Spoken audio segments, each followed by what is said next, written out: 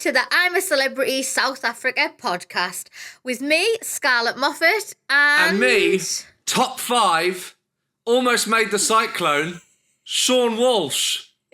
Look at this. What are you wearing, hon? What do you mean what I'm wearing? I'm ready for the cyclone.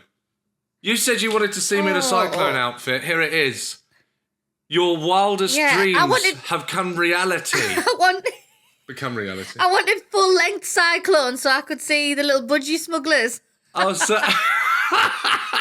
No, they'll have to pay me a lot more money for that. You want to see me in budgie smugglers?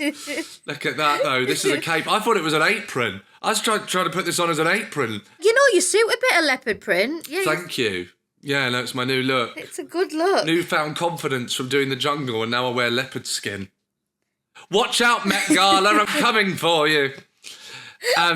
For those only listening that aren't watching us in HD on YouTube, high definition. Imagine watching this in high definition. You lucky people, my dear Lord.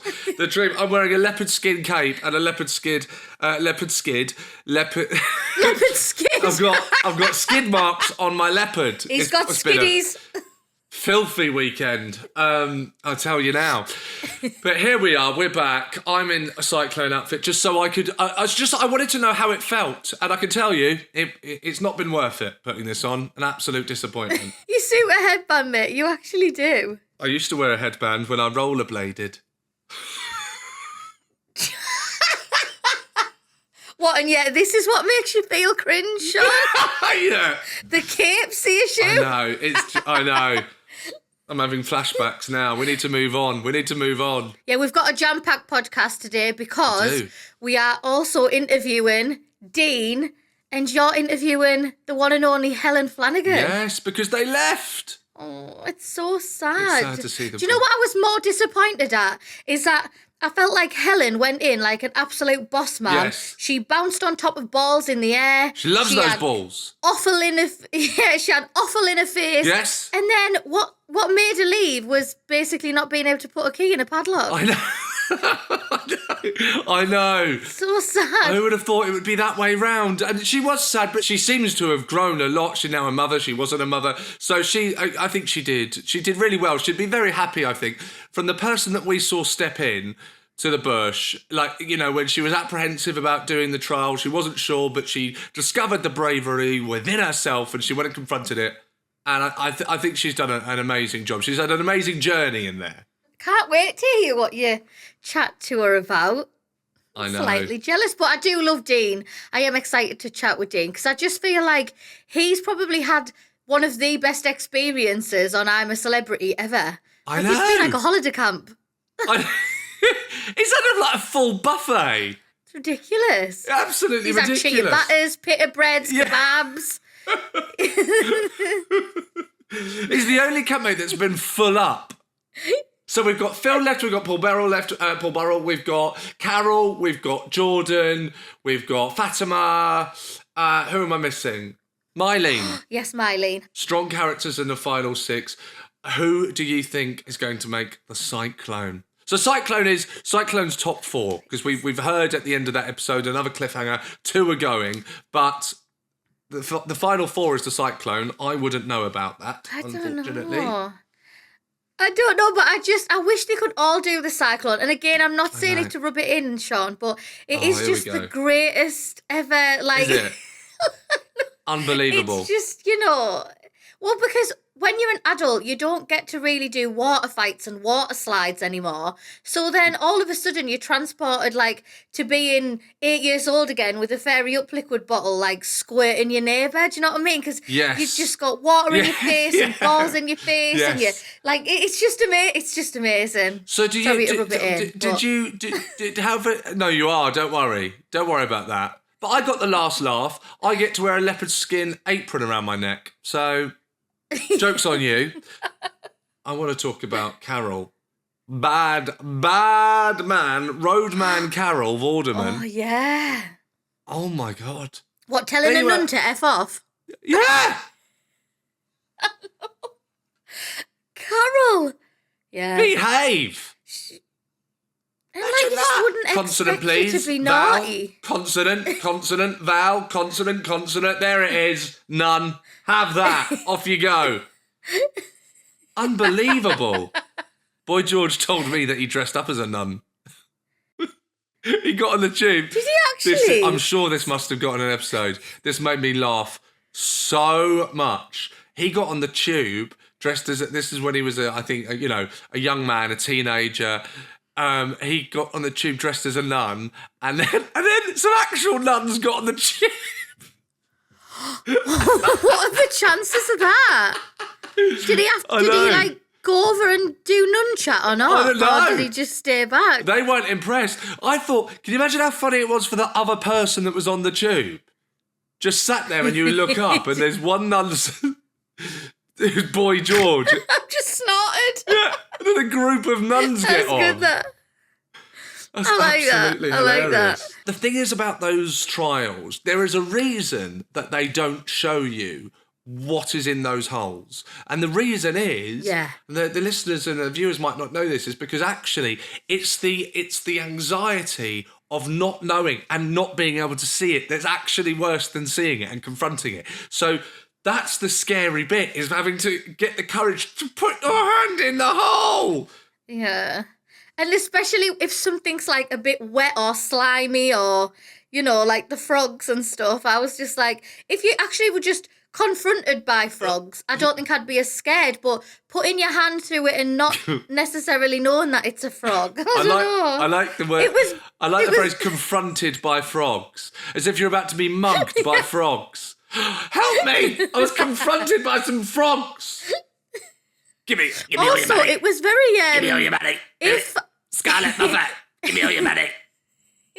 I'm not going to let you say another thing now. Give me all your money. Are you pushing it? I'm pushing. Right. Can you feel it? Not just yet. Keep pushing. I can't get it in far enough. Can you feel it? No. I'm trying to get it up, Carol. It's only frogs. Oh my God. Oh my God. Carol, it's coming. Carol, it's coming. And we're playing Paul Borrell innuendo bingo, and I think Push it in. House. That was disgusting. Like the way he was like, I'm trying to get it up, I can't get it in. And she was like, I was just like, what if anybody like just hears this and doesn't know the context behind it? They're gonna be like, you know what that's sorry, like? what are you watching? I'm totally with you. You're absolutely right. And I think I've actually seen that episode of the video you're talking about. But I have the same thing when I go to buy something in a shop and like I tap the card and it doesn't work, and then the shop assistant starts going, no, tap it there, tap it. And I'm tapping the card and it's not working, and she starts going, put it in. And you go, oh, you should put it in, and she's like, harder. And you're like, oh my God, I'm just here to buy some toilet roll. This is too much pressure. I know exactly what you mean. Now listen. But they did all right. They did all right, didn't they? They did all right. But I think now we're at that point where it's just about getting to the end. It's about getting to the cyclone, and we're almost there. But we're not quite done yet. You've got Dean to speak to. I have. I'm so excited. You're going to speak to Dean Gaffney. I'm very jealous. Yeah. Really enjoyed his time in the bush, and you're very lucky. You speak to Dean, and I'll speak to Helen. Enjoy. I will do. You enjoy. We have with us Helen Flanagan. Thank you for joining me. So nice to have you. This is so exciting. Well done. Well done. You did amazing. For me, it was really, really important to come into the jungle this time. Yes. And I think just for me as well, and also because of my mum and my little girl, she's nearly 8. So she's old enough actually to watch the jungle. Yes. And I really wanted to do her proud. I really wanted to give it a good go. I wouldn't say that I'm naturally, obviously, good at the trials. I am terrified of heights. Well, let me stop you there, because the first time you went in, it was a different Helen that we were dealing with. Yeah. Scared, I'm a celebrity, get me out of here, almost every time. And now you were up for the challenges, you were up for the trials. sometimes the first to put yourself forward. Where did this change come from? I think genuinely, I mean, when I say this, people must be thinking, oh, don't be so ridiculous. Of course, you must have known what you were getting yourself in for. But obviously, I mean, I'm 32 now.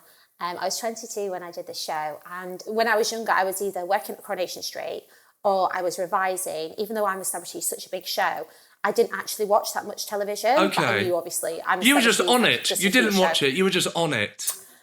I was just like, this is such an amazing opportunity. Like, I'll just, wear a bikini, I'll make friends, chill around a campfire, this is going to be great. And I thought to myself, it's definitely not going to be this bad. Like, I'm sure they'll give me a bit of chocolate bar, and it's probably just like all for show. Yeah. I really didn't actually think that it would be that bad at all. And then when I remember I was getting on the flight over there, and I was like, I didn't prepare like at all. The only kind of thing I did was to prepare was which bikini I was going to wear. And that's brilliant. Because the only thing I did when I was in there is I cut out coffee. But there was nothing. Absolutely nothing, no.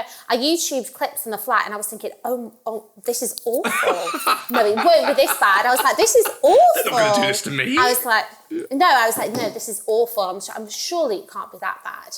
And then I remember I landed in Australia. Yeah. And they took my phone off me. And How I was like, dare why are they? you taking my phone? I know, I can't believe it. And I was in tears. I was even in tears when they took my phone off. So I was in tears. I was I want my phone. It sounds a bit silly, but I'm actually really proud of myself that I was able to overcome my height phobia, because, I mean, I don't even like, say, for example, I was at the airport the other day and there was like a really high escalator. Like, I don't even like things like that. So I'm... Escalators? A fear of escalators? Yeah. Well, aren't you lucky that Antideck didn't put escalators in the bush? Oh my God. It was like, no. It was a really high escalator. Okay, and I we'll take your had word to for be like, that. wow, this is really high. And I was like, just like to breathe. Like, I've got a really bad height phobia. Like, it's terrible. So for me to actually kind of work through my mind and overcome my height phobia was a huge thing for me. And it's an achievement for me, because I honestly, I am actually really quite scared of heights. Yes, we saw you confront that fear on the first trial. You put yourself forward. You had a little moment just to get yourself together, and then... And I think it's all about working with your mind as well. Yes. So I tried to do some... the thing what I did do before I went to the jungle this time is I tried to I almost, even though it was a bit weird, I was doing like some kind of weird meditation really high up in the air in a red ball doing the counting. Wow. And just saying like... meditating for the bush. I can't believe I was this. meditating on that red ball, like really high up. But I think it was just me being like, Helen, be rational. Yes. Nothing's bad is going to happen to you. Just calm down and do it. And it was my kind of way of just kind of getting myself to be able to do these trials. But yeah, what was I saying? So yeah, when I first arrived, when I was younger, like 10 years ago, and I never forget the height trial that I did. Was it a giant escalator that went up to heaven? I wish I didn't tell you about the escalator thing. But basically, it was just a slide. I can't go down. Honestly, I don't like them. Like, I really don't. I remember, like, even like when I take my kids to Dubai, we had at the Atlantis water park where there's that big like slide. Yeah. I remember. I remember Scott saying to me, he was like, "Babe, it was like if you go on that really high slide, it was like." I'll get whatever handbag you want. We'll go to Chanel and get you a really nice bag. I was like, and that for me, like, I love my Chanel bags, I love my dual bags. So I was like, I just looked at it, I was like, no. Oh my, is that how you get your wardrobe? You say to Scott, you want a red dress? You go, I tell you what, I want a red dress. I'll climb on top of the shard. I remember saying to me, you know what, if you go down that really, really high slide, I was like, I'll buy you whatever bag you want. I was like, no, you're right. So that shows how scared I am of heights. A little technique of yours that we all enjoyed was that you were you Wikipediaing facts before you went in so that you had I went in there prepared, honestly, like, because I was so unprepared that I came in here prepared. I wanted to, for my kids, I wanted to smash it for me personally. No, I never thought I would win, obviously, because I knew there would be like really, really strong people in there. But I really wanted to kind of use this opportunity for myself as well, for my self-confidence and do myself proud. Well, you and my did. kids. So, you did do that. Oh, thank you. absolutely did yourself proud. Thank you. Some of the tactics that you used this time round were very cunning. We saw a very cunning Helen Flanagan in there. Your idea to lie about the picnic, to demotivate the green pride, that really worked because you didn't want to hurt their feelings. So you made out, there's just a couple of No, bits. it wasn't about that. I think it was just a cunning plan. I don't know what was wrong with me. I think it was probably just like the whole camp got to me or what have you. Yes. But I just thought, I just thought to myself, no, they don't want to know how good it is because they're going to be like fighting talk. Yes. So I just thought, right, we'll just like play it down, like make out like it's not even that much of a big deal, like the food ain't even that great. And then I think it kind of worked actually. It did But work. yeah, the thing is though, they were my pals though. They were my pals, but I don't know. I think I just was a bit like the camp just must have got to me. Well, well, that's what it does. The camp gets to you. We know that. Tell us about, you're put in there and we all know, I've been in there myself, everything is heightened. We know that. And you're going in a second time round. What was the main difference? Not just with you, because obviously you've changed. You're now a mother. You weren't then. But how was this experience different to the first one? A lot of people found it a lot harder this time round. How about yourself? Oh, I found this so much easier this time. Right. I think my mindset, so much easier. Good. Like, I mean, obviously, like I went in like so unprepared. I had no idea what I was letting myself in for the first time. I was very young. Yes.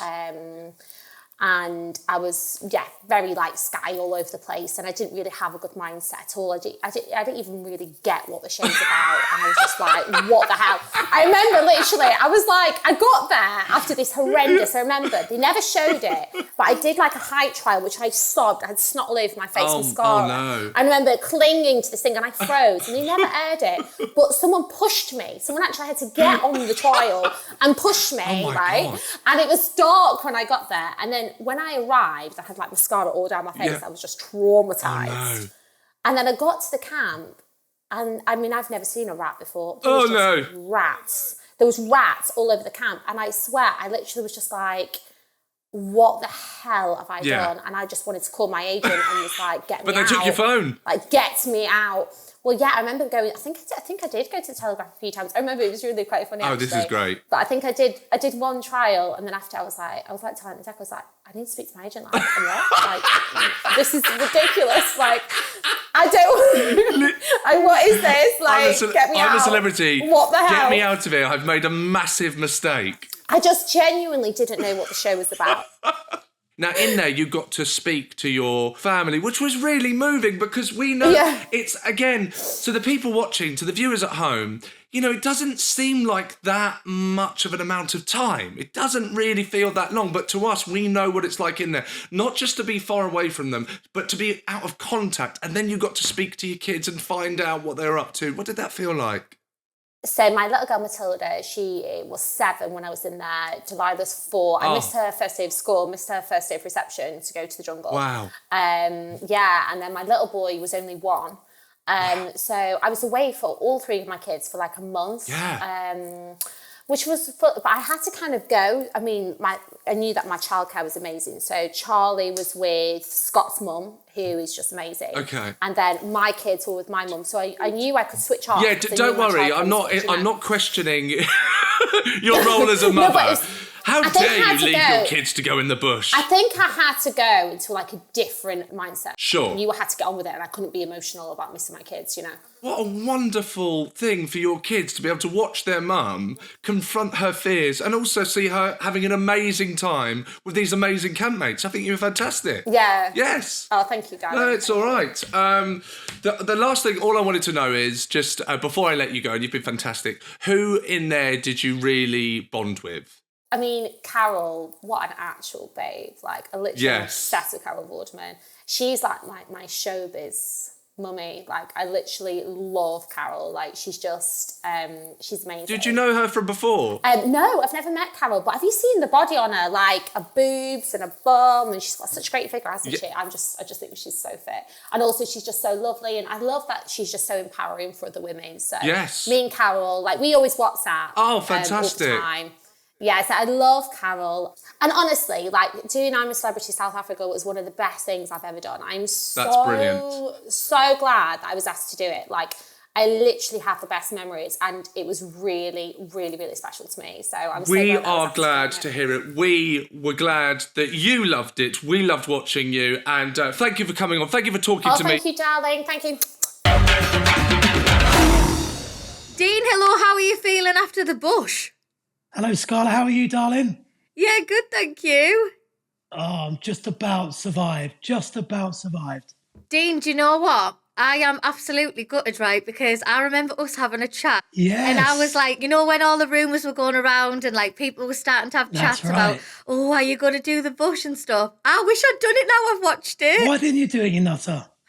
I just think like, well, because it sounded so scary. Yeah, no, I know. It did look a lot harder than Australia, I think. Yeah, there's a lot that the trials were harder in the sense of they always say bigger, badder and better. So, yeah, I think but to be fair, I only did 2 trials. I'm going in and I'm going out. You had an absolute whale of a time in there. I know. It's great. I'm actually one of the only people that I think has put weight on coming out of camp. When you were saying, oh, I'm having to loosen my belt, honestly, I was crying, laughing. I was thinking, only you could go in there and be like, oh, I'm stuffed. And then when you won the maze as well, I was like, oh, it was ridiculous. Like, you were just unbeatable. The thing about the maze, though, I think, again, people won't understand it until they're actually in camp and gone through that experience. But it was like winning the 1966 World Cup goal right at the end. It was like, I don't think at that moment in time, I don't think there was anything bigger in my life ever. It was like seeing the birth of my children or something. Like, I mean, I think I gave Phil Tuffers a kiss. I think I was screaming. I mean, it was just pandemonium. The fact that, like, you were against Swashy as well, I was like, this is just brilliant. Of all the people you could be against. Exactly. And the thing is, me and Swashy went in together. Obviously, we know each other very well from Enders. But it was actually nice to go in with a friend. And we actually looked after each other in there. I mean, I think at one point he even gave me a shave. Yeah, that was lovely. That also, what a brave man you are, because when you said you were going to let Swashy give you a shave, I was thinking that could be a trial in itself. It could be like Sweeney Todd. It could like kill me off. Do you know what I mean? But he Swashy Todd. Swashy Todd, exactly. But no, he do you know what? He had a really caring side in camp, Joe, like with me and certainly me and Paul. You know, he was very, I think at one point we cuddled in bed. It was hilarious.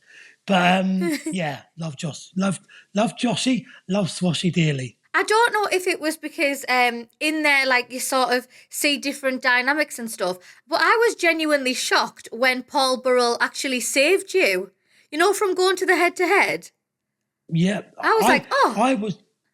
I know. Do you know what? I mean, again, everything in camp is heightened. You know, you've got fatigue setting in. You haven't really eaten. Obviously, I did, but you know, you're kind of your brain slows down a bit. So when Paul kind of saved me, I was like, wow. Like, firstly, you know, I thought they would have a probably more kind of, what's the word I'm looking for? Respect for the other people in camp first. So the fact he picked me, I was so happy because, you know, I mean, it only kept me in, you know, for another 6 hours or whatever, but it was still nice. Yeah, no, it was still lovely though. I was like, oh, that's really nice, because I thought, especially after you were getting all the picnics, I thought, there's no way here that Dean's getting saved. I was over the moon. I was like, wow, Paul Burrell has saved me. But and then I think everyone was a bit shocked because it was like they thought, I can't remember who was left. Who was left? I think it was Joe. I think it was Phil. Joe and Phil, but the funny thing is, Phil for about a good 2 hours was like, no one knows to this day whether he was winding us up or whether he was pretending to be peed off. But he sounded, at the time, he was like, Paul, I can't believe you didn't choose me. Like, I know who my friends are. But I think that's just Phil. He's just, you know, he's so funny. And he's so dry with his sense of humour. I think he was winding us up. Yeah, it's banter, isn't it? Yeah, definitely. I loved that, like, your entrance was basically like an EastEnders reunion of you and Joe just going for a drink. Joe was, got in swashy, sorry. Joe was brilliant that trial, I think Ant and Dec at the time were saying, come on guys, we're losing the light here. A normal trial takes about 40 minutes. This is taking 3.5 hours. I think we got there at 3 o'clock. Did it take ages? It took at least 2.5, 3 hours. And we were losing the light.